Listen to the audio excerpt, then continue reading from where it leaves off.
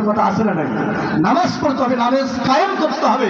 নামাজ আপনি হুজুর সারা জীবন যদি মসজিদে বলুন যে নামাজ কায়েম করে, নামাজ কি কায়েম হবে? হবে না।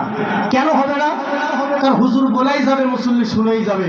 এই কায়েমের যখন হুকুম চলে আসবে, আল্লাহ তাআলা সূরা হজের মধ্যে জানায় দিয়েছেন, আল্লাহ তাআলা রব্বুল আলামিন বলেছেন দেশের যে প্রধান রাষ্ট্রপ্রধান হবে তার উপর দায়িত্ব 4টি, তার মধ্যে হলো 1 নম্বর সালাত কায়েম করা।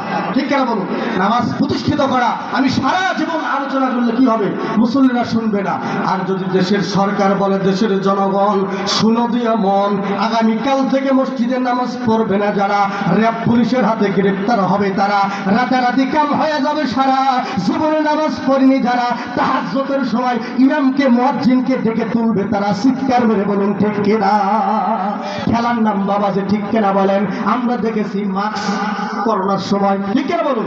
আমার পলিপাস তারপর মাস্ক পরতে বাধ্য, কারণ পিটুনি দিচ্ছে, পিটার ভয়ে তারা মাস্ক পরেছে। যখন কায়েম হবে, সালাত কায়েম করা হবে রাষ্ট্রীয় হবে, তখন আপনার সন্তান নামাজ পড়ে না, আপনি নামাজ পড়েন, আপনি হাজী সাহেব আপনার নামাজ, আপনার কথা আপনার সন্তান শোনে না। যখন রাষ্ট্র হবে, আইন করা হবে, আপনার সন্তান আমার সন্তান নামাজ পড়তে বাধ্য হবে। বলুন ঠিক কিনা? এই জন্য কোন জায়গায় এক করা লাগবে? আল কোরআনে আলো সংসদে যাব। এই কোরআনের ভিতর কোন সন্দেহ আছে বাজার? বলুন, কোন সন্দেহ আছে? চুল পরিমাণ সন্দেহ নেই, অবকাশ পর্যন্ত নেই।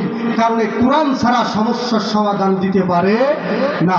সব সমস্যার সমাধান দিতে পারে আল কোরআন। সমাধান চাও যদি জীবনে মরণে, ফিরে যাও খুঁজে নাও চোখ রাখো কোরআনে। বলুন, সমাধান চাও যদি জীবনে মরণে, ফিরে যাও খুঁজে নাও চোখ রাখো কোরআনে।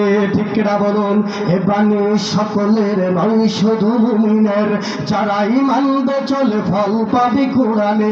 ঘরেই বলো কিংবা রাষ্ট্রে বলো, ঘরেই বলো কিংবা রাষ্ট্রে বলো, অশান্তি দূর করে শান্তি আনে সমাধান।